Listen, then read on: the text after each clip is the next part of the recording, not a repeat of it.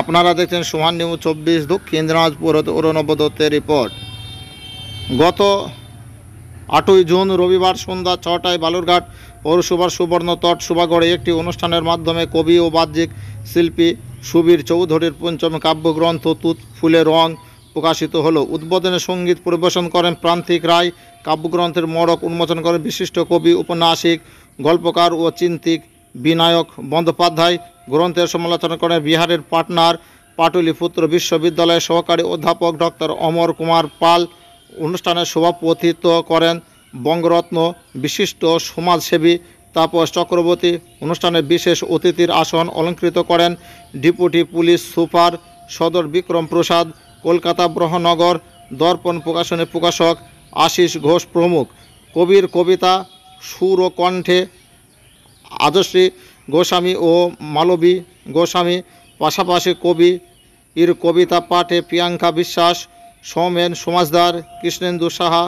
সমাপ্তি সঙ্গীত পরিবেশন করেন শান্তনু দে।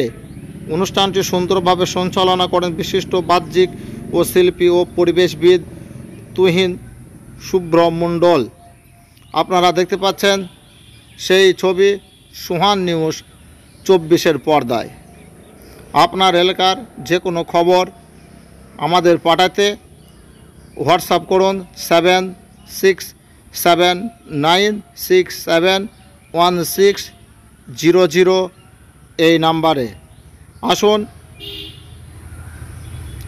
তুত ফুলে রং কাব্যগ্রন্থ সম্পর্কে বিশিষ্ট সুবীর চৌধুরী কি বলছেন আপনারা শুনুন। তাদের মতো মানুষ হয়েছে সেটা হচ্ছে, আমি সুবীর চৌধুরী, আপনারা জানেন আমি জেলার একজন কবি এবং বাচিক শিল্পী।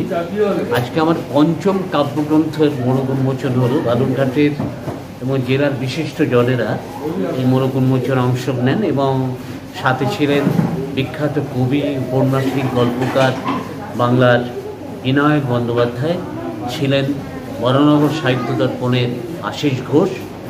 এবং আজকে যে টাকাটা উঠলো, আমার বই বিক্রি করে প্রায় 3600-3700 টাকা উঠলো, সেটা আমি টোটাল টাকাটাই আমি দিয়ে দিয়েছি আমাদের বঙ্গরত্নপ্রাপ্ত সমাজসেবী, বিশিষ্ট সমাজসেবী জানেন আপনারা, তাপস চক্রবর্তী মহাশয়, তার হাতে তুলে দিয়েছি।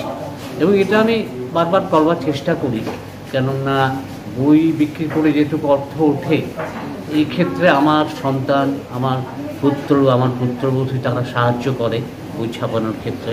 সুতরাং সেই টাকাটা আমি রাখি না, আমি সেবামূলক কাজের জন্য দান করে থাকি এবং আমি আশা রাখছি আগামীতেও আরও বই বের করতে পারব।